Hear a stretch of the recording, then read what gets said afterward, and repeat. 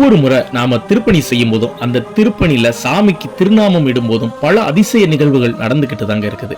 கடந்த வாரம் ராமநாதபுரம் மாவட்டம் ஆர்எஸ் மங்கலத்துக்கு பக்கத்துல இருக்கக்கூடிய பாரனூர் அப்படின்ற கிராமத்துல கிட்டத்தட்ட 300 ஆண்டுகள் எந்தவித பெரிய பூஜையும் இல்லாம சாமியும் அம்மனும் மண்ணுல இருந்தாங்க.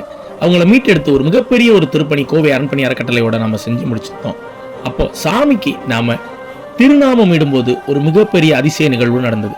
இந்த சாமி கிட்டத்தட்ட ஒரு மிகப்பெரிய ஆழ அத்தி மரம்னு சொல்லக்கூடிய அந்த புண்ணிய மரத்துக்கு கீழே இருந்தாரு. ஆழ அத்தி மரத்துல நிறைய சடை போன்ற விழுதுகள் விழுவது நம்ம பார்த்திருப்போம்.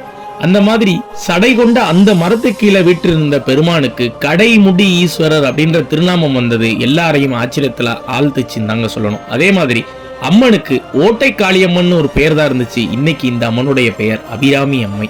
இனிமே இந்த கோவில ஓட்டக்காளியம்மன் கோவில்னு சொல்லுவாங்களா? நிச்சயம் சொல்ல மாட்டாங்க. அபிராமி அம்மை சமேத கடைமுடி ஈஸ்வரர் ஆலயம் தான் அழைப்பாங்க.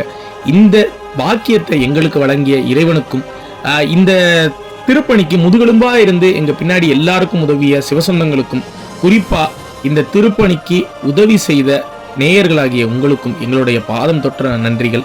வாய்ப்பு இருந்துச்சுன்னா ராமநாதபுரம் ஆர்எஸ் மங்கலம் பக்கத்தில் இருக்கக்கூடிய பாரனூர் கிராமத்தில் போய் இந்த கடைமுடி ஈஸ்வரர் போய் தரிசனம் பண்ணுங்க. 300 ஆண்டுகள் தவத்துக்கு பிறகு மறுபடியும் எழுந்த இந்த ஈசன் பெருமான உலகத்துக்கு தெரியப்படுத்த ஒரு சின்ன ஷேர் பண்ணுங்க.